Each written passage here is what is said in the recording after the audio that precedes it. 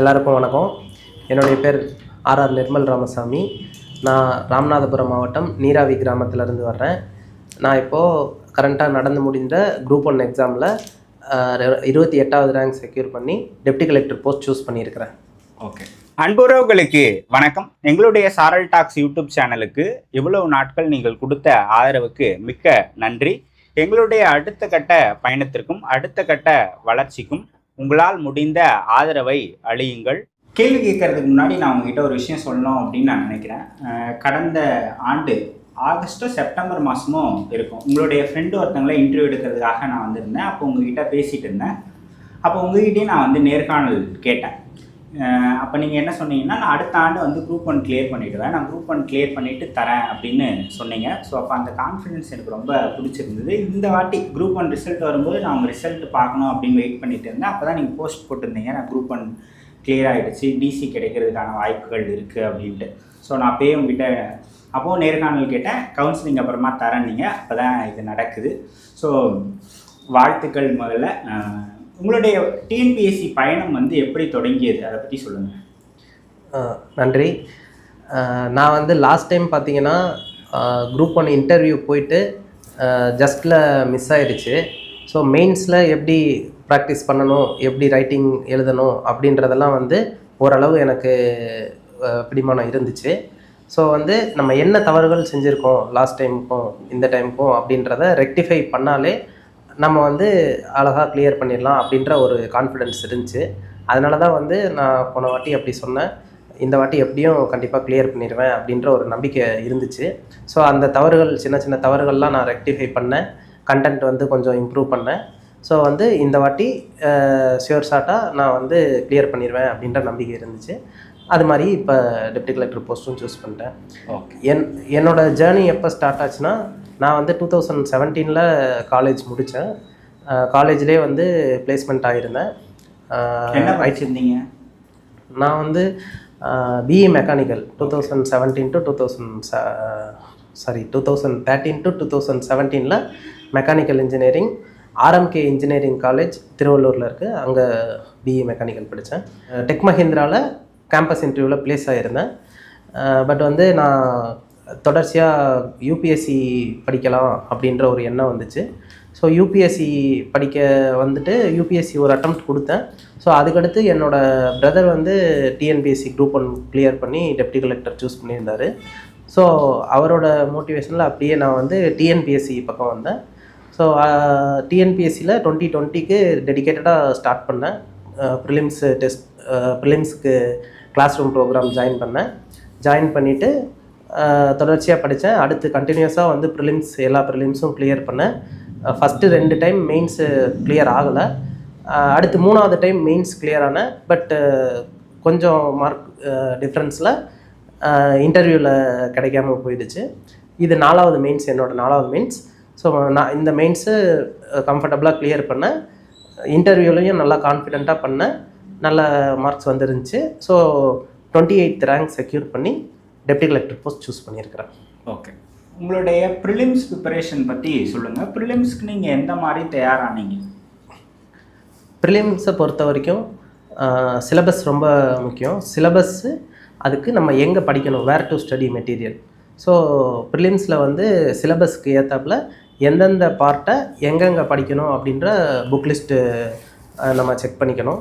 So அந்த மாதிரி ஒரு பார்ட்டையும், ஃபார் எக்ஸாம்பிள் இப்போ ஹிஸ்ட்ரியில் ஏன்ஷியன்ட் இந்தியா சிலபஸ் வருது அப்படின்னா, அது ஸ்கூல் புக்கில் 6th ஸ்டாண்டர்ட் கவர் ஆகும், 9th ஸ்டாண்டர்ட் கவர் ஆகும், 11th ஸ்டாண்டர்ட்லேயும் கவர் ஆகும். ஸோ இந்த 3 பார்ட்டையும் சிலபஸில் இருக்கிற வேர்டுக்கு ஏற்றாப்புல நம்ம அந்த பர்டிகுலர் பார்ட்டை கரெக்டாக ப்ரிப்பேர் பண்ணி வச்சுக்கணும். நம்ம நோட்ஸ் எடுத்து வச்சுக்கணும். ஸோ நம்ம அப்போ தான் ரிவிஷன் பண்ணுறப்ப அது கரெக்டாக இருக்கும். ஸோ ப்ரிப்பேர் பண்ணுறப்பவே நம்ம நோட்ஸ் எடுத்து வச்சுட்டோம்னா எப்போ ரிவிஷனை பிளான் பண்ணுறதை நோக்கி நம்மளோட ப்ரிப்பரேஷன் இருக்கணும். ஸோ அந்த மாதிரி இருந்தால் நமக்கு ஈஸியாக ரிவைஸ் பண்ணி லாஸ்ட் மினிட்ல ரிவிஷனுக்கு நல்லா ஹெல்ப்ஃபுல்லாக இருக்கும். ஸோ இந்த மாதிரியே நம்ம ஒரு பார்ட்டையும், சிலபஸில் இருக்கிற ஒரு பார்ட்டையும் நோட்ஸ் எடுத்து ரிவிஷன் பண்ணுறதுக்கு பிளான் பண்ணி ப்ரிப்பேர் பண்ணால் ப்ரிலிம்ஸ் நல்லபடியாக கிளியர் பண்ணலாம். ஓகே, ஒவ்வொரு யூனிட்டாக கேட்குறேன். மொத்தம் 6 யூனிட் இருக்குது ப்ரிலிம்ஸில். இப்போ ஹிஸ்ட்ரிக்கு சொன்னீங்க. ஐஎன்எம்மில் நிறைய தலைவர்களை பற்றி நம்ம வந்து படிக்க வேண்டியதாக இருக்கும். பெரியாரில் அம்பேத்கரில் தொடங்கி பகத்சிங், நேரு உள்ளிட்ட நிறைய தலைவர்களை பற்றி அதில் நம்ம படிக்க வேண்டியதாக இருக்கும். ஒரு தலைவரை பற்றி நம்ம படிக்கிறோம் அப்படின்னா என்னென்ன தகவல்கள்லாம் விட்டுட்டாமல் படிக்கணும், இதெல்லாம் முக்கியமாக படிக்கணும் அப்படின்னா என்னென்ன தகவல்களை சொல்லுவீங்க? தலைவர்களை பொறுத்த வரைக்கும் அவர் எந்த வருஷம் பிறந்திருக்காரு, எந்த வருஷம் இறந்துருக்காங்க அப்படின்ற கரெக்டாக இயர் ஞாபகம் வச்சுக்கணும். ஸோ இயர் ஞாபகம் வச்சுட்டு அவங்களோட முக்கியமான ஃபார் எக்ஸாம்பிள் விடுதலை போராட்டத்தில் என்னென்ன பங்கு இருக்குது, எந்த வருஷம் அவங்க எந்த போராட்டத்தில் பங்கெடுத்திருக்காங்க. இப்போ காந்தின்னு எடுத்துக்கிட்டோன்னா என்சிஎம் இருக்குது, சிடிஎம் இருக்குது, அப்புறம் குவிட் இண்டியா மூமெண்ட் இருக்குது. ஸோ இதெல்லாம் எந்தெந்த வருஷங்கள் நடந்துச்சு, அதுக்கு முன்னாடி எந்த வருஷம் படிக்க போனார், இங்கிலாந்துக்கு படிக்க போனார், எந்த வருஷம் வந்து சவுத் ஆஃப்ரிக்கா போனார். ஸோ இதெல்லாம் வந்து ஒரு பேஸ் இயர்ஸாக நம்ம வந்து ஞாபகம் வச்சுக்கலாம். ஒரு தலைவருக்கும் அவங்களோட முக்கியமான பங்களிப்பை வந்து பேஸ் இயராக ஞாபகம் வச்சுக்கிட்டு அதுக்கப்புறம் அந்த இயருக்கு ரிலேட்டடாக பக்கத்தில் 1 இயர் 2 இயர் முன்னாடி பின்னாடி என்னென்ன நிகழ்ச்சிகள் நடந்துச்சு.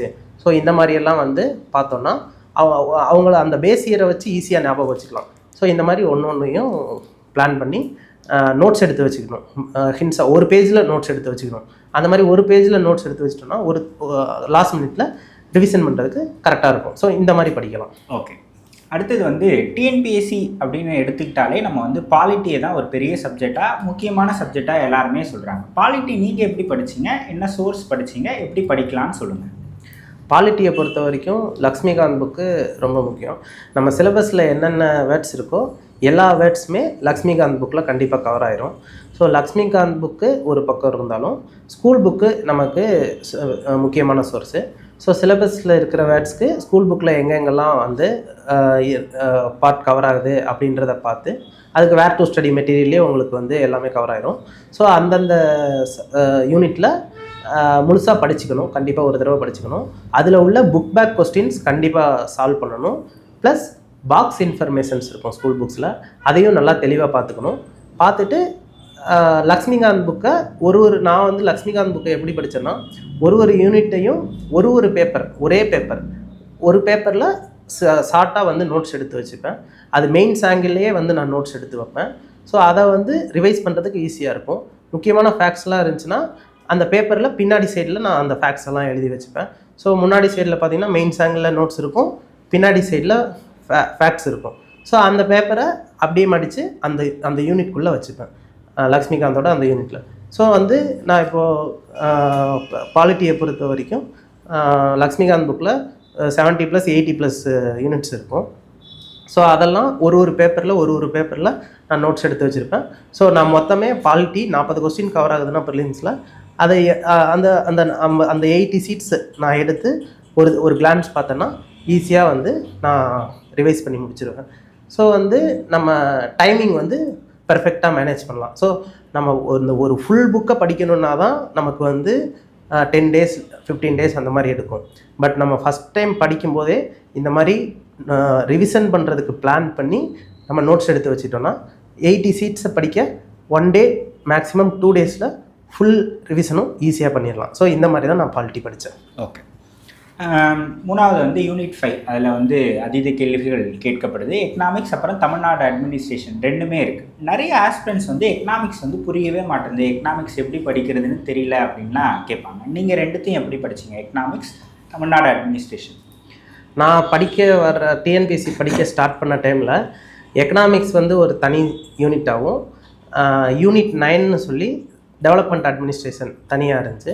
ஸோ எக்கனாமிக்கு கொஞ்சம் வெயிட்டேஜ் கம்மியாக இருந்துச்சு, டெவலப்மெண்ட் அட்மினிஸ்ட்ரேஷனுக்கு வெயிட்டேஜ் அதிகமாக இருந்துச்சு. எக்கனாமியை பொறுத்த வரைக்கும் நான் என்னென்னலாம் படித்தேன் அப்படின்னா சங்கர் கணேஷ் கருப்பையா அப்படின்னு ஒரு புக்கு இருக்குது எக்கனாமிக்குன்னு டெடிக்கேட்டடாக. ஸோ அந்த புக்கில் வந்து பேசிக்ஸு, ஸோ எக்கனாமி பொறுத்த பேசிக்ஸ் இருக்கும். ஸோ அந்த புக் நல்லா படிச்சிட்டோன்னா நமக்கு எக்கனாமியை பொறுத்த ஒரு நல்ல புரிதல் கிடச்சிடும். ஸோ அந்த புக்கு ப்ளஸ் வந்து கிளாஸ் ரூம் ப்ரோக்ராமில் நடத்தின நோட்ஸு அது கூட கம்பைன் பண்ணி நமக்கு ஸ்கூல் புக்கில் இருந்து source. So school book Shankar Ganesh Karuppaiah book plus வந்து கிளாஸ் நோட்ஸ். இது 3 தான் என்னோடய ஃபவுண்டேஷன் எக்கனாமியை பொறுத்த வரைக்கும். டெவலப்மெண்ட் அட்மினிஸ்ட்ரேஷனை பொறுத்த வரைக்கும் அதுக்குன்னு நம்ம ஸ்பெசிஃபிக்காக ப்ரிப்பேர் பண்ணலனாலும் நமக்கு எல்லா நம்ம புக்ஸில் கவர் ஆகிருக்கும். எக்கனாமி ரிலேட்டடாக, ஜாகிரஃபி ரிலேட்டடாக, இது எல்லாமே இதை பொறுத்த கரண்ட் அஃபேர்ஸ். ஸோ இதெல்லாம் வந்து பார்த்தோன்னா பாலிசி நோட்ஸில் கிடைக்கும். தமிழ்நாடு கவர்மெண்ட்டோட பாலிசி நோட்ஸ் இதுதான் கிட்டத்தட்ட மெயின் சோர்ஸாக இருக்கும். ப்ளஸ் ஸ்கூல் புக்கில் எங்கெங்கே வேர் டு ஸ்டடியில் பார்த்தோன்னா அதுக்கு ஏற்ற எந்த யூனிட்டில் படிக்கணும் அப்படின்றது இருக்கும். ஸோ இதெல்லாம் பார்த்துக்கிட்டோன்னா நம்ம வந்து இப்போ கரண்ட்டாக இருக்கிற யூனிட் 5 எக்கனாமிக்கும் டெவலப்மெண்ட் அட்மினிஸ்ட்ரேஷனுக்கும் கம்பைன் பண்ணி படிச்சுக்கலாம். ஸோ கரண்ட் அஃபேர்ஸை பொறுத்த வரைக்கும் நியூஸ் பேப்பர் ரெகுலராக பார்த்துக்கணும். ப்ளஸ் வந்து ஏதாவது நம்ம எந்த அகாடமியில் படிக்கிறோமோ அந்த அகாடமியோட கரண்ட் அஃபேர்ஸ் மேகசின் மந்த்லி போட்டிருப்பாங்க. ஸோ எக்ஸாமுக்கு முன்னாடி ஒரு 6 to 8 months கண்டிப்பாக வந்து கரண்ட் அஃபேர்ஸ் மெட்டீரியல்ஸும் படிச்சுக்கணும். இப்படியெல்லாம் படித்தோன்னா நம்ம இப்போ இருக்கிற கரண்ட்டாக இருக்கிற யூனிட் 5 நல்ல மார்க் ஸ்கோர் பண்ணலாம். ஓகே. யூனிட் 6 சங்க இலக்கியம் தொடங்கி தமிழ் அதிகமாக படிக்க வேண்டியதாக இருக்கும், திருக்குறள் படிக்க வேண்டியதாக இருக்கும், அப்புறம் தமிழ்நாட்டினுடைய பண்பாடு கலாச்சாரம் இதை பற்றி படிக்க வேண்டியதாக இருக்கும், அப்புறம் நீதி கட்சி, பெரியார், அண்ணா, இவ்வளோ பெரிய டாபிக் இதில் இருக்குது.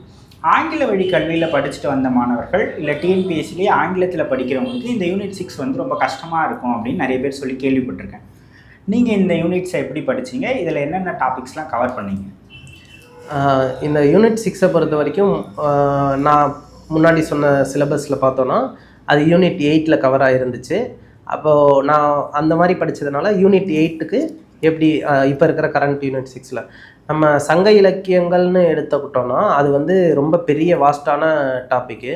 ஸோ அதில் வந்து நம்ம பேசிக்காக நம்ம என்னென்ன நமக்கு தெரியணும் அப்படின்றது நமக்கு ஆல்ரெடி நம்ம தமிழை ஒரு சப்ஜெக்டாக எடுத்து நம்ம ஸ்கூல் டேஸில் நம்ம படிச்சிருக்கும்போது அதுலேயே ஒரு இது இருக்கும். அது அந்த தமிழில் என்னென்ன படிக்கணும் அப்படின்றது நம்ம படிச்சிருப்போம். அதெல்லாம் நம்ம ரொம்ப டீப்பாக போக தேவையில்ல. ஒரு நம்பர் ஆஃப் கொஸ்டின்ஸ் வந்து 2-3 கொஸ்டின்ஸ் நம்ம அதில் வந்து ஏன்னா நம்ம எவ்வளோ டைம் படிக்கிறோம், எவ்வளோ கொஸ்டின் கவர் பண்ணுறோம் அப்படின்றது இருக்குது. ஸோ இலக்கியங்கள்னு ஸ்பெசிஃபிக்காக எடுத்துட்டோன்னா கொஞ்சம் நம்பர் ஆஃப் கொஸ்டின்ஸ் கம்மி தான். பட் வந்து நம்ம இந்த ஹிஸ்ட்ரி ரிலேட்டடாக ஆர்கியாலஜி, அப்புறம் வந்து தமிழ்நாடோட கல்ச்சரை எக்ஸ்போஸ் பண்ணுற மாதிரியான விஷயங்கள் அதெல்லாம் வந்து பார்த்தோன்னா வேர் டு ஸ்டடி மெட்டீரியலே கரெக்டாக ஹிஸ்ட்ரியில் கவர் ஆகும். ஏன்ஷியன்ட் மீடியலில் கவர் ஆகிற மாதிரியான டாபிக்ஸ் அங்கங்கே கரெக்டாக ஸ்கூல் புக்கில் எங்கே படிக்கணும் அப்படின்றத எடுத்து படித்தோம்னா அந்த ஆர்கியாலஜிக்கல் எக்ஸ்கவேஷன் பண்ண என்னென்ன இடங்கள்ல என்னென்ன பொருட்கள் இருக்குது அப்படின்றத நம்ம கரெக்டாக நோட்ஸ் எடுத்து வச்சுக்கணும். ஸோ இந்த வேர் டு ஸ்டடி மெட்டீரியல்லேருந்து நம்ம ஹிஸ்ட்ரியில் எங்கெங்கே கவர் ஆகுதுன்னு அதை படிச்சுக்கலாம். ஸோ அடுத்து வந்து இந்த திருக்குறளை பொறுத்த வரைக்கும் நம்ம டெடிக்கேட்டடாக 1 நாள் 2 நாள் எடுத்து திருக்குறளை படித்து முடிச்சிடலாம் அப்படின்னு பிளான் பண்ணுறத விட திருக்குறள் வந்து ரெகுலர் நம்ம லைஃபோட ரெகுலர் பார்ட்டாக எடுத்துக்கலாம். ஸோ நம்ம ஃபார் எக்ஸாம்பிள் சாப்பிட்டு முடிச்சுட்டு ஒரு 10 குறள் அந்த மாதிரி படித்தோன்னா டெய்லி ரெகுலராக 10 குறள் ரெகுலராக படிச்சுட்டு வரோம். அப்பப்போ ரிவைஸ் பண்ணிக்கிறோம். தினமணி பேப்பரில் எடிட்டோரியல் பேஜில் டெய்லி ஒரு குறள் போடுவாங்க. ஸோ அதை படிச்சுக்கலாம். இன்னொன்று வந்து ஸ்கூல் புக்கில் பார்த்தோன்னா நமக்கு இருக்கிற 6th-12th வரைக்கும் இருக்கிற குறள்கள் எடுத்து பார்த்தோன்னா மொத்தம் 105 அதிகாரம் கவர் ஆயிடுது. ஸோ அப்போ ஆல்மோஸ்ட் நம்ம அறத்துப்பால் பொருட்பாலில் மொத்தம் இருக்கிற 108 அதிகாரங்களில் 105 அதிகாரங்கள் கவர் ஆயிடுது. ஏதாவது ஒரு அதிகாரத்தில் ஒரு குறள் 2 குறள் அந்த மாதிரி வந்து கூட மொத்தமாக இவ்வளோ கவர் ஆயிடுது. ஸோ ஆல்மோஸ்ட் நம்ம திருக்குறள் புக் வாங்கி வச்சுக்கிட்டு 10 குறள் டெய்லி 10 குறள் இந்த மாதிரி முக்கியமான அதிகாரங்கள் என்னென்ன இருக்குது அப்படின்றத படிச்சுக்கணும். ப்ளஸ் வந்து இந்த மனப்பாட குறள்கள் அதிலேருந்து கொஸ்டின்ஸ் அதிகமாக வர சான்சஸ் இருக்குது. ஸோ அதையும் நல்லா படிச்சுக்கணும். ஸோ ஸ்கூல் புக்கை ஃபஸ்ட்டு ப்ரியாரிட்டியாக கொண்டு வந்துக்கலாம். அதுக்கடுத்து இந்த அதிகாரங்களை டெய்லி படிச்சுக்கலாம். அதுக்கடுத்து பார்த்தோன்னா நம்ம திராவிடியன் மூமெண்ட்டு இந்த மாதிரி இதெல்லாம் வந்து நம்ம ஸ்கூல் புக்கோட சோர்ஸ் ஃபஸ்ட்டு ப்ரியாரிட்டியாக வச்சுக்கணும். அடுத்து வந்து நம்ம ஏதாவது ஒரு அகாடமியில் ஜாயின் பண்ணியிருக்கோன்னா அங்கே கிளாஸ் நோட்ஸ் வந்து கிளாஸ் நோட்ஸ் வந்து நமக்கு ஒரு ஃபவுண்டேஷன் மாதிரி இருக்கும். ஸ்கூல் புக்கை விட நமக்கு கிளாஸ் நோட்ஸில் வந்து நிறைய எக்ஸ்ட்ரா இன்ஃபர்மேஷன் சொல்லியிருப்பாங்க. ஸோ நம்ம கிளாஸில் நடத்தும்போது நமக்கு ஒரு கதை மாதிரி நடத்தியிருப்பாங்க. ஸோ அந்த கிளாஸ் நோட்ஸ் இருந்துச்சுன்னா நல்ல பெட்டரான அண்டர்ஸ்டாண்டிங் இருக்கும். ஸோ இது போக அந்த தலைவர்கள் இவங்களோட இதெல்லாம் வந்து நம்ம ஒரு தலைவரையும் ஸ்பெசிஃபிக்காக ஒரு பேஜில் நோட்ஸ் எடுத்து வச்சுட்டோம்னா ரிவிஷனுக்கு நல்லா ஹெல்ப் ஆகும். ஸோ இந்த மாதிரிலாம் படித்தோம்னா யூனிட் 6 வந்து நல்ல மார்க் ஸ்கோர் பண்ணலாம். ஓகே. அடுத்ததாக வந்து சயின்ஸ் அண்ட் ஜாகிரஃபி ரெண்டுமே 10 கேள்விகள் தான் வர்றதுனால லீஸ்ட் ப்ரியாரிட்டியாக எல்லாருமே வந்து கொடுக்குறாங்க. ஆனால் ஓரளவுக்காவது பேசிக்காக அதில் படிக்க வேண்டியது நம்ம அவசியம் தானே? கண்டிப்பாக. நீங்கள் எப்படி படிச்சீங்கன்னு சொல்லுங்கள் சயின்ஸ் அண்ட் ஜாகிரஃபி. ஜாகிரஃபியை பொறுத்த வரைக்கும் நம்ம சிலபஸில் இருக்கிற வேர்டு எல்லாத்தையும் கவர் பண்ணுறதுக்கு most of the words around 80% syllabus வந்து நமக்கு 10th புக்கில் இருக்கிற அந்த 7 யூனிட்டில் கவர் ஆயிரும். ஸோ அந்த 7 யூனிட்டை நல்லா படிச்சிட்டாலே மேக்ஸிமம் மார்க்ஸ் நம்ம 10ல் ஒரு 5+ கொஸ்டின்ஸ் அதுலேருந்தே வந்துட சான்ஸ் இருக்குது. ப்ளஸ் வந்து மெயின் சிலபஸ் நம்ம எடுத்து பார்த்தோம்னா அதில் 11th and 12th ஸ்டாண்டர்டில் இருக்கிற சில டாபிக்ஸ்லாம் வந்து கவர் ஆகும். ஸோ நம்ம அதையும் வந்து நம்ம பேஸாக வச்சுக்கலாம். ஸோ எப்படி இருந்தாலும் நம்ம ப்ரிலிம்ஸ் முடிக்கிறப்போவே வந்து நம்ம ப்ரிலிம்ஸ்க்கு படிக்க நோட்டிஃபிகேஷன் வர ஸ்டார்ட் பண்ணுறதுக்கு முன்னாடியே நம்ம வந்து மெயின்ஸ்க்கான கொஞ்சம் நோட்ஸ் வச்சுருக்கோம் அப்படின்னா ப்ரிலிம்ஸ் முடிச்சக்கப்புறம் அது ஒரு அட்வான்டேஜ். ஸோ ப்ரிலிம்ஸில் இதையும் சேர்த்து அந்த மெயின் சிலபஸ்க்கு உண்டான இதையும் சேர்த்து ரிவைஸ் பண்ணிட்டோன்னா, ஏன்னா நம்ம கொஸ்டின் எங்கே இருந்தனாலும் எக்ஸ்பெக்ட் பண்ணலாம். கரண்ட் அஃபேர்ஸ் ரிலேட்டடாகவும் வரலாம், ஸ்டாட்டிக்காகவும் வரலாம். நம்ம அதுக்கேற்ற மாதிரி 10th 11th 12th புக்ஸு சிலபஸில் கவர் ஆகிறத நல்லா படித்து வச்சுக்கணும். ப்ளஸ் வந்து ரிலேட்டடான கரண்ட் அஃபேர்ஸ் இதை படிச்சுட்டா ஜாகிரஃபி கவர் பண்ணிக்கலாம். சயின்ஸை பொறுத்த வரைக்கும் ஒரு ocean of content, physics, chemistry, zoology, botany எக்கச்சக்கமாக இருக்குது. சயின்ஸ் அண்ட் டெக்னாலஜிலேருந்தும் வந்து கொஸ்டின்ஸ் வரும். ஸோ நம்ம இதுக்கு வந்து பேசிக் சயின்ஸ் ஸ்டாட்டிக் பார்ட்டை சிலபஸ் வேர்ட்ஸை பார்த்துட்டு அந்த சிலபஸ் வேர்ட்ஸுக்கு ஏற்றாப்புல Arihant GK general knowledge by அரிஹந்த்னு ஒரு புக் இருக்கும். ஸோ அந்த அரிஹந்த் புக்கில் வந்து நம்ம சிலபஸில் இருக்கிற வேர்ட்ஸுக்கு என்னென்ன டாபிக்ஸ் இருக்கோ அதை மட்டும் படித்து வச்சுட்டோம்னா சயின்ஸ் வந்து ஈஸியாக கவர் பண்ணிக்கலாம். ஒரு 2 கொஸ்டின்ஸ் ரொம்ப டிஃபிகல்ட்டான கொஸ்டின்ஸ் வரதான் செய்யும். பட் நம்ம வந்து கொஞ்சமாக படித்து எப்படி நிறைய கொஸ்டின்ஸ் கவர் பண்ணணும் அப்படின்றதில் நம்ம மெயின் ஃபோக்கஸ் பண்ணி படிச்சிட்டோன்னா இந்த கம்மியான நம்பர் ஆஃப் கொஸ்டின்ஸ் வந்தாலும் நம்ம வந்து கிளியர் பண்ணுறதுக்கு தேவையான அளவு கொஸ்டின்ஸ் நம்ம இதிலேருந்து இந்த சப்ஜெக்ட்ஸ்லேருந்து போட்டுக்கலாம். ஸோ நம்ம 200 கொஸ்டின்ஸ் ஓவராலாக இருக்குது அப்படின்னா அதில் வந்து நம்ம அரௌண்ட் ஒரு 150 கொஸ்டின்ஸ் to 160 கொஸ்டின்ஸ். இப்போ இந்த வாட்டி நோட்டிஃபிகேஷனில் 26 போஸ்ட் தான் வந்திருக்கு. அடண்டம் வந்து போஸ்ட் இன்க்ரீஸ் பண்ணுவாங்களா இல்லையா அப்படின்றது நம்ம தெரியல. ஆனால் நம்ம வந்து 26 போஸ்ட் இருந்தாலும் அதில் நமக்கு தேவையானது ஒரு போஸ்ட். ஸோ நம்ம வந்து அதுக்கு அப்போ போட்டி நிறையா இருக்கும்.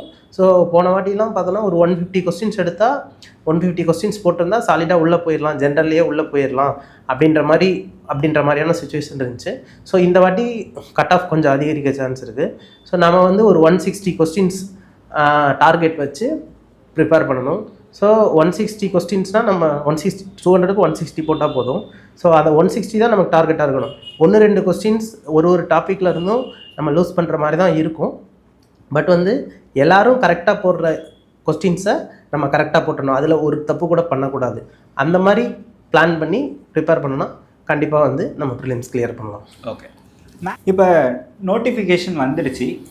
இதில் இன்னிலிருந்து எக்ஸாமுக்கு இருக்கிற காலத்தை, இந்த இடைப்பட்ட காலத்தை ஆஸ்பிரண்ட்ஸ் எவ்வாறு பயன்படுத்திக்கணும் அப்படின்னு சொல்லுங்கள். இப்போ வந்து இந்த 60 days பிளானில் இந்த ஜாகிரஃபி, எக்கனாமி, அப்புறம் வந்து சயின்ஸு, அப்புறம் வந்து இந்த ஏன்ஷியன்ட் அண்ட் மிடிவல் இந்தியா இந்த மாதிரியான சப்ஜெக்ட்ஸ் பார்த்திங்கன்னா வெயிட்டேஜ் கொஞ்சம் கம்மி. எக்கனாமி அண்ட் டெவலப்மெண்ட் அட்மினிஸ்ட்ரேஷன் சேர்க்கும்போது டெவலப்மெண்ட் அட்மினிஸ்ட்ரேஷனில் வெயிட்டேஜ் அதிகம், எக்கனாமியில் கொஞ்சம் ரிலேட்டிவ்லி கொஞ்சம் கம்மி. ஸோ இந்த ஒரு 4 சப்ஜெக்டை வந்து நம்ம ஒரு 15 days டைம் எடுத்து சீக்கிரமாக வந்து ரிவைஸ் பண்ணி முடிக்கணும். ஜாகிரஃபியெல்லாம் வந்து அந்த 10th புக் மட்டும் படிச்சிட்டாலே வந்து 7 யூனிட்டை கவர் பண்ணிட்டாலே ஓரளவு கவர் பண்ணிடலாம்.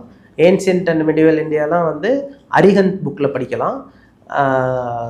சயின்ஸ் வந்து அதையும் வந்து ஃபுல்லாக அரிஹந்த் புக்லேயே படிச்சுக்கலாம்.